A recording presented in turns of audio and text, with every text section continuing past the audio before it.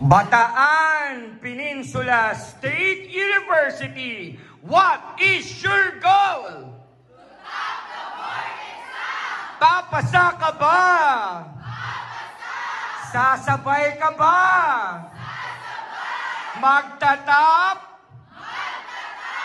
Bataan Peninsula State University, grab your license!